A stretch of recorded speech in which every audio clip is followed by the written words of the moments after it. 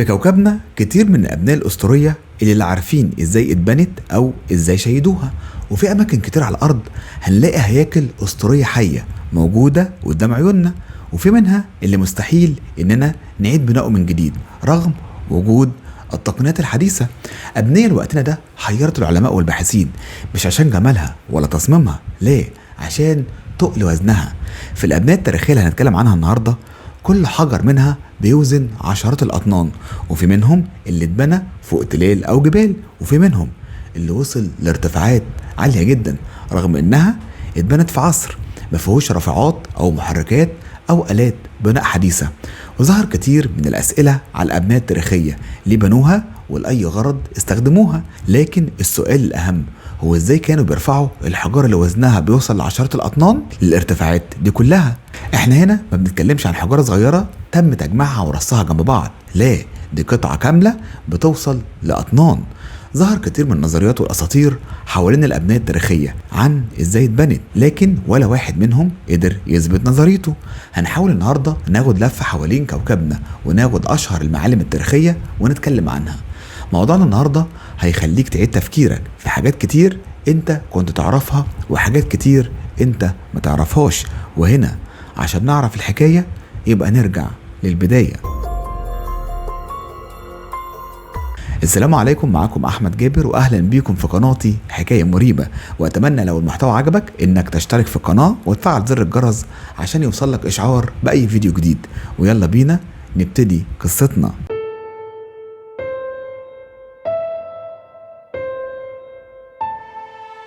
كتير من الألغاز والأسرار لسه الإنسان محلهاش رغم التطور والتكنولوجيا، إلا أن في حضارات كتير ما بحثش بكل أسرارها وسابت ألغاز كتير عنها، وأهمها الحضارة المصرية. وأول معلم هنتكلم عليه النهاردة هو أهرامات الجيزة أو الأهرامات المصرية. في مصر وبالتحديد في مدينة الجيزة الجميلة هنلاقي 3 أهرامات ضخمة، خوفو وخفرع ومنقرع، واللي متصنفين من عجائب الدنيا السبعة القديمة. الأهرامات تم تشييدها تقريبا في عهد الأسرة الرابعة. الأهرامات بكل تفاصيلها هي أعجوبة هندسية بكل المقاييس، وأكبر أهراماتها واللي هو الهرم خوفو بيوصل ارتفاعه إلا 236 متر فوق سطح البحر، وأقل حجر من حجرة الأهرامات بيتراوح ما بين 900 كيلو إلى 2.5 طن، في حين ان جدران حجرة الملك خوفو مصنوعة من حجارة وزنها بيبدأ من 25 طن الى 80 طن، وده وزن حتى الرافعات الحالية ما تقدرش تشيله. هنا نوصل للنقطة اللي محير العالم لدلوقتي، ازاي اتبنت الاهرامات ومين اللي بنوها؟ هل هم بشر زينا ولا نوع تاني غيرنا؟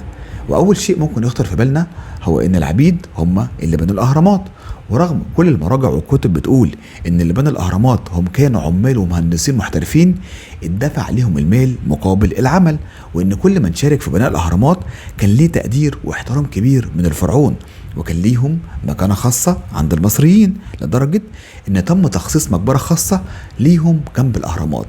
سر بناء الهرم هو واحد من اسرار الكون، اتقالت نظريات كتير حوالين بنائه، لكن عن تطبيق بعضها نظريا فشلت فشل ذريع، لدرجة انهم توصلوا انهم عشان يبنوا الهرم الصغير وباستخدام التقنيات الحديثة الامر هياخد منهم اكتر من 5 سنين، وبتكلفة هتعدي ال5 مليار دولار حتى من غير احتساب أجور العمال. نسيب الحضارة المصرية القديمة وأهرامات الجيزة ونسافر على بوليفيا، وبالتحديد على جبال الأنديز. هنلاقي معلم كبير واسمه بوابة الشمس.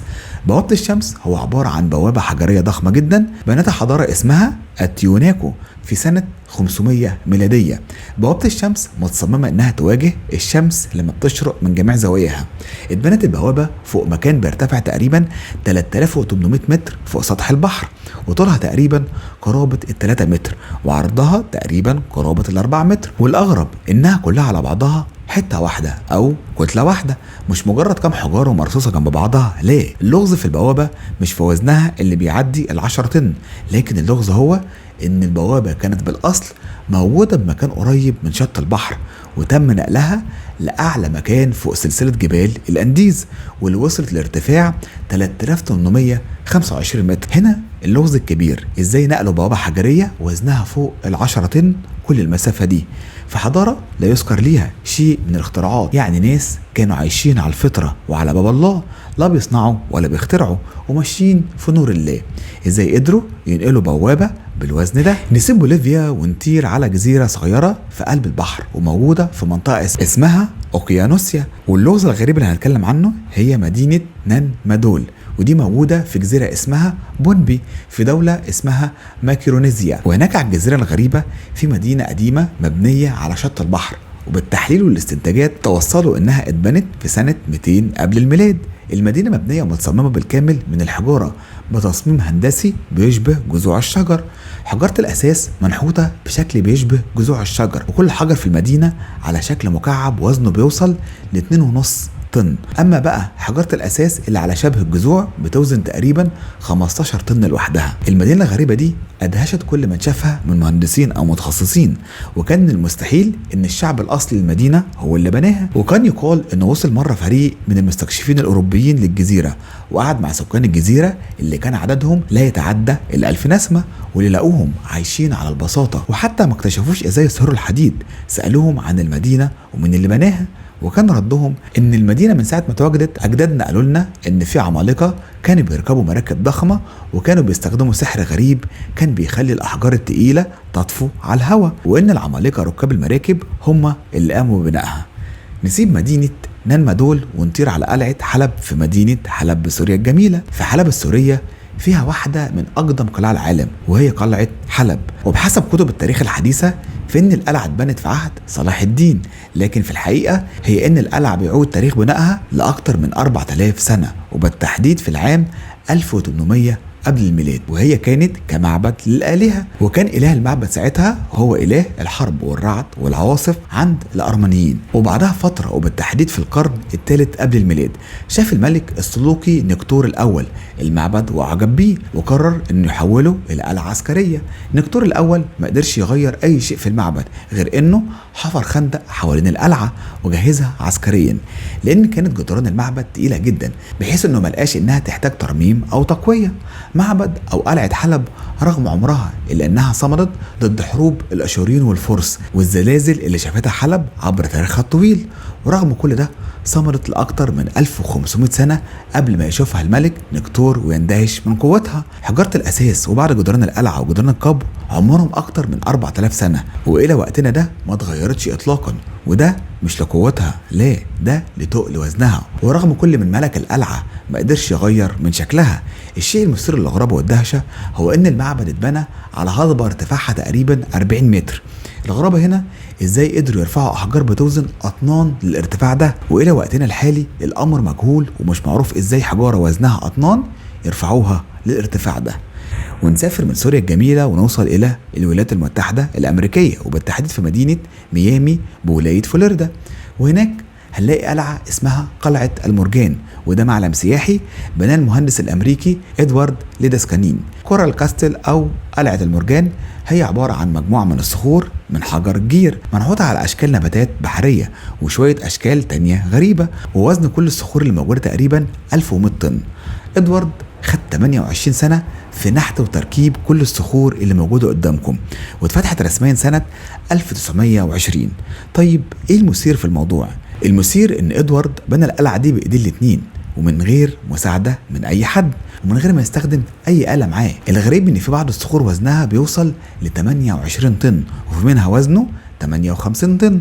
الغريب ان الصخور دي قام بنحتها وتثبيتها في مكانها من غير ما يستخدم اي آلة. طريقة ما قدر يرفع ويثبت باب القلعة اللي وزنه اكتر من 58 طن بمكانه من غير ما يستخدم اي رفعة. هنا السكان القريبين من مكان القلعة ما سمعوش اي صوت لاي آلة خلال ال 28 سنة اللي اتبنت فيهم القلعة.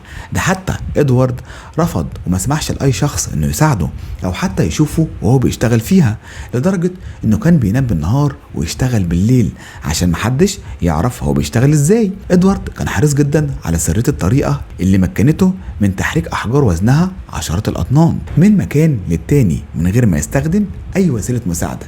لكن قالت مجموعة من الأطفال إنها مرة اتسللوا إلى حديقة إدوارد وبصوا عليها من بعيد عشان يعرفوا إزاي بيشتغل، والمفاجأة اللي شافوها إنهم شافوا الصخور وهي عايمة على الهواء.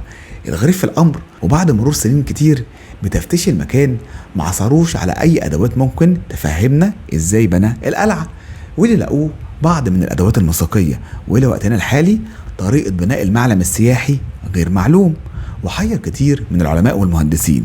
مع التنويه ان ادوارد كان شخص ماسوني وكان ليه تواصل كبير مع المعبد الماسوني، ده غير ان حياته كانت مليانة بالغموض ومفيش معلومات حتى عن طفولته، واسرته كانت من الاسر الفقيرة جدا، وساب المدرسة وهو في سن ال11 سنة عشان يشتغل ويعيل أسرته. إدوارد كان شخص انطوائي وكانت حياته عبارة عن قراءة الكتب، وكان مهووس جدا بكتب الهندسة والتاريخ، وكان من النادر إنك تشوفه من غير كتاب. نسيب إدوارد وقلعة المرجان ونطير إلى لبنان، وبالتحديد في مدينة اسمها بعلبك. هناك في معبد اسمه معبد جوبيتير، وده معبد للإله الروماني جوبيتير، وده بيعود بناؤه إلى سنة 2000 قبل الميلاد. وقبل ما يتحول المعبد للإله الروماني كان المعبد مخصص لعبادة الإله بعل اللي متسمي باسمه المدينة، مدينة بعلبك. وبفترة الولاية السورية الرومانية وبالتحديد سنة 138 ميلاديا تم البدء بتحويل المعبد لعبادة جوبيتير، وتم بناؤه على أساس المعبد القديم. اللي أثار دهشة الرومان إن كل حجر من حجارة المعبد بتوزن 1000 طن، والحجارة مرصوصة جنب بعضها بشكل دقيق جدا، لدرجة إنك لو حطيت ورقة بين كل حجر وحجر مش هتعدي ما بينهم، حتى الهواء والغبار ما بيعدوش ما بين الحجارة. حجارة الأساس للمعبد وزن كل واحد فيهم بيوصل ل1000 طن، ودي أتقل حجارة تم استخدامها عبر التاريخ. وعشان ترفع حجارة بالوزن ده أمر مستحيل حتى ولو بالتقنية الحديثة. لكن الصدمة مش في حجارة البناء اللي وزنها 1000 طن، لا، دول لقوا حجارة جوه المدينة على بعد 900 متر من المعبد، وعلى ما يبدو إنها كانت محاولة فاشلة للبناء، لأنهم لقوا الحجارة المرمية على بعد 900 متر وهو من الحجر الحبلي ووزنه تقريبا 1000 طن، وكان مغروس في الأرض كأنه وقع من على شيء ما. وده يوضح لنا إن حجر وزنه 1000 طن كان مرفوع بطريقة ما ووقع منهم على الأرض، وسابوه مشوا وهو مغروز في الأرض بعد عملية سقوطه، مما يتضح إنهم رفعوه بطريقة أو بأخرى مسافة مئات الأمتار في الجو. لكنه الغريب في الأمر ازاي رفعوا حجر بالوزن ده من اكتر من 4000 سنة، وفي معابد كتير بنفس الفكرة والنظرية زي المعابد البوذية في اليابان واللي مبنية على جبال عالية جدا، وبرضه المعابد الهندوسية في الهند واللي الأحجار فيها بتوزن عشرات الأطنان، ولحد الآن بنائهم لغز كبير. هنا نوصل لأكتر النظريات انتشارا في بناء المعابد أو الأبنية التاريخية. رقم 1 العبيد. من أشهر النظريات وأسهلها هي نظرية استخدام العبيد، ودي اشتهرت مثلا في بناء الأهرامات المصرية، وإن اللي بناها العبيد أو استخدموهم في سحب وشد الأحجار الضخمة. لكن نقدر نقول إن من المستحيل إن الأبنية التاريخية اللي ذكرنا بعضها يكون السبب في بنائها العبيد، فمهما كان العبيد أقوياء لكن هيكون من الاستحالة إنهم يرفعوا حجارة وزنها بالأطنان، وهم في الآخر بشر زينا ومش أصحاب معجزات. تاني فرضية وهي الفيلة، ودي نظرية انتشرت بقوة من باحثين وعلماء كتير، ولكن لو بصينا على الفيلة هنلاقيها انها غير مؤهلة او جسمهم غير مؤهل انه يتحمل عليه احجار. ولو فرضنا انهم قدروا يطوعوا الفيل انه يشيل احجار، بالكتير هيقدر يشيل احجار اوزانها تتراوح ما بين 3 إلى 5 أطنان. ده غير ان في حضارات كتير ما كانتش تعرف الفيلة، زي مثلا الحضارة المصرية او حضارة التيوانكو اللي ذكرناها في اول الحلقة. وفي نظرية تانية بتقول ان اللي بنى الابنية دي هم البشر الأوائل، ونظرية البشر الأوائل هم بشر سبقوا البشر الحاليين، ويقال أنهم وصلوا لمرحلة من التطور لدرجة أنهم اكتشفوا الطاقة النووية، لحد ما وصلوا لدرجة أنهم قاموا بحرب ضد بعضهم، ونتيجة الحرب دي أنهم كلهم ماتوا واتدمروا واتمحت كل الحضارات اللي كانت موجودة، وان البشر الموجودين حاليا هم احفاد الناجيين من الحرب، وان الابنية التاريخية الموجودة هي اللي نجت من الحرب الضخمة اللي نهتهم. واللي بيكون نظرية هو وجود نقوش تاريخية في معابد في الهند بتحكي عن ان في حدث خطير وكان بيمثل انفجار قنبلة نووية. وبرضه في العراق لقوا نقوش على شكل سحابة الفطر اللي بتنتج من انفجار نووي، لكن ما فيش اي ادلة علمية حقيقية على النظرية. لكن العالم الشهير نيكولا تسلا كان مؤمن بالنظرية دي جدا، وقال نيكولا تسلا إن الأهرامات المصرية عمرها أكبر من 7000 سنة بكتير، وإنها مبنية في عصر البشر الأوائل وكانت بتستخدم لتوليد الكهرباء. وبرضه اللي بيدعم النظرية دي هي مدينة أطلانتس المفقودة. ذكر عديد من المؤرخين اليونانيين عن عظمة حضارة أطلانتس لدرجة إن حتى عصرنا الحالي بكل التكنولوجيا اللي فيه والتطور بالنسبة لهم هتكون حضارة متخلفة. ندخل على النظرية اللي بعدها وهي نظرية الجن، يعني اللي بنى كل الأبناء التاريخية اللي عايشة لحد دلوقتي هم الجن. بحسب قصص الأبراهاميات إن الجن سكنوا الأرض قبل ملايين السنين وقبل حتى ما يسكنها البشر، وقاموا ببناء وتعمير الأرض قبل ربنا ما يغضب عليهم ويطردهم منها ويسكنها البشر بعدهم. والنظرية باختصار بتقول هو إن كل الأبناء التاريخية اللي عايشة هي كانت من صنع الشياطين والجن. ونسيبنا من الجن وندخل على التقيل وهم الفضائيين. بيؤمن أصحاب هذه النظرية بأن في كائنات فضائية بتعيش على كواكب تانية وبنت على كوكبها حضارة عظيمة جدا، ووصلوا لمستويات من التقدم والتطور انهم يقدروا ينتقلوا لكواكب تانية. وبالفعل اكتشفوا كوكب الارض وقاموا ببناء كل الابناء التاريخية اللي عليه. ومن اكتر المؤيدين لنظرية الفضائيين هو إيلون ماسك الملياردير الامريكي وصاحب شركة سبيس اكس لصناعة صواريخ الفضاء وصاحب اقمار ستارلينك، ودي من خلالها هيقدم خدمة الانترنت الفضائي واللي هيغطي بيه كوكب الارض كله. وبرضه صاحب شركة تسلا للسيارات الكهربائية، واللي قال في لقاءات كتير ليه ان الكائنات الفضائية هي اللي بنت الاهرامات المصرية. وفي بقى نظرية عنصرية عند الغرب بتقول ان اي شيء لم يقم ببنائه الرجل الابيض قام ببنائه الفضائيين، بمعنى ان الامريكان والاوروبيين هم الامم الوحيدة على كوكب الارض اللي بتملك الحضارة وعرفت طرق البناء. وندخل على النظرية الاخيرة وهي الصوت، ودي النظرية الوحيدة المدعومة بأدلة علمية ثابتة، واللي بتقول إن ممكن للصوت رفع الأجسام. الصوت بيكون عبارة عن موجات صوتية بتتنقل عبر الوسط وبتقدر تحرك الأوزان التقيلة في اتجاه معين، سواء بقى الصوت ناتج عن الضرب أو الصراخ أو الآلات الموسيقية أو حتى الغناء. ممكن للموجات اللي بتنتج من خلال الحاجات اللي قلناها لو وجهناها في الاتجاه المظبوط ممكن ساعتها ترفع أي جسم.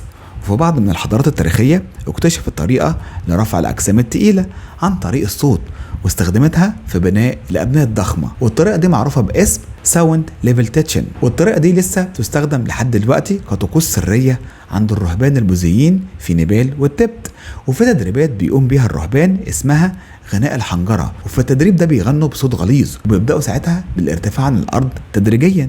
هنا ممكن نقول ان النظرية دي هي مجرد أسطورة خرافية، لكن الأسطورة تم تأكيدها سنة 1939 على ايد طبيب سويدي اسمه يارل. ساعتها الدكتور يارل كان من النوعية اللي بتحب السفر والمغامرة ويطوف العالم، وزار مصر والصين ودول كتير من اللي عندها حضارات قديمة. وفي رحلة من رحلاته حب يزور جبل إيفرست، وفي طريقه زار هضبة التبت وهناك قابل تلاميذ بوذيين، ولما عرفوا انه طبيب اترجوه انه يروح معاهم للمعبد لان راهبهم ومعلمهم تعبان ومريض بمرض غريب. كان ساعتها الدكتور يارل كان عايز يمشي من المكان والصين كلها بسرعة بسبب ان الصين في الوقت ده كانت فيها حروب أهلية في كل حتة، وكان وجوده في المكان ده خطر كبير عليه. لكن ضميره الإنساني حتم عليه انه ما يسيبش الراهب للمرض ويموت، وبالفعل الدكتور راح لراهب المعبد عشان يعالجه وفضل قاعد معاه كم اسبوع لحد ما الراهب خف واسترد صحته. وبعد ما اطمن عليه قام عشان يمشي، الا ان الراهب اصر انه يفضل معاه شويه. الديانه البوذيه هي ديانه بتتبع الزهد، وبيعيش الرهبان على اكل وشرب يكفيهم بس عشان يبقوا على الحياه فقط لا غير. يعني نقدر نقول انهم فقراء وزاهدين الحياه، لا معاهم فلوس ولا اي شيء من متاع الدنيا. لكن مع كل ده رغبوا كل الرهبان الموجودين انهم يردوا الجميل لدكتور يارل، وعشان هم مش معاهم المال قرروا انهم يعملوا للدكتور عرض لا يقدر بتمن. خدوا الدكتور الى مكان زي الوادي محاصر بالجبال من كل الاتجاهات، وكان في وسط الوادي صخرة ضخمة جدا وزنها بيوصل لأطنان، وعلى جوانب الوادي وزعوا 19 آلة موسيقية عبارة عن 13 طبلة كبيرة و6 أبواق. ساعتها وقف الدكتور في حيرة وخوف ومش فاهم حاجة، وحل لسانه بيقول هما بيعملوا ايه وليه خدوني للجبل، وصوت جواه بيقول له هما هيقدمونا أضحية وقربان لبوذا. وساعتها قطع حبل افكاره الرهبان وطلبوا منه من كل الموجودين انهم يسكتوا وما يطلعوش اي صوت.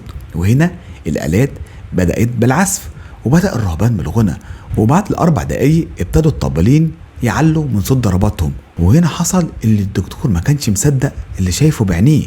هنا الصخرة اللي وزنها أطنان ارتفعت من على الأرض وفضلت ترتفع وتعلى لحد ما وصلت لارتفاع 250 متر تقريبا. وبعدها صوت الطبل ابتدى يهدى شوية بشوية، والناحية التانية الصخرة الضخمة فضلت تنزل شوية بشوية لحد ما نزلت على الأرض. وهنا أمر الراهب إنهم يوقفوا الطبل، ورغم ان العرض انتهى الا ان الدكتور يارل فضل واقف مكانه مصدوم من اللي شافه. وبعد ما فاق الدكتور من صدمته فضل يتحايل على الرهبان المذيعين انهم يعلموه ازاي عملوا حاجه زي كده، لكن كل الرهبان سكتوا وسابوه ومشيوا ورفضوا يتكلموا باي كلمه.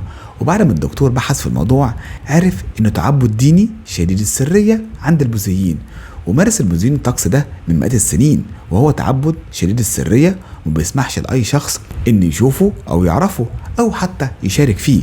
والمشاركه في طقس التعبد ده هو حكر على الرهبان والتلاميذ اللي بيثقوا فيهم. موضوع الحضارات والابناء التاريخيه وسر البناء والاهرامات والمعابد الضخمه كلها اسرار الى وقتنا الحالي ما فيش حد قدر يفك شفرتها، وبالتحديد الابناء التاريخيه للحضاره المصريه القديمه، ومنها الاهرامات المصريه. حتى سر التحنيط الى وقتنا اللي احنا فيه ده محدش قدر يوصل له. حاولت اجيب كل النظريات اللي طرحت، وفي اللي منها خيالي وفي منها اللي واقعي. هنا ايه رايك؟ هل برايك ان الابنيه التاريخيه اتبنت عن طريق الصوت او الجن او الفضائيين؟ لانه من الصعب انك ترفع حجاره بالضخامه دي حتى في وقتنا الحاضر، وبالتقنيه والتكنولوجيا الحديثه ما تقدرش ترفعها. وقول لي لو عندك تفسير تاني، ولو عندك تفسير تاني انا مستني اسمعه.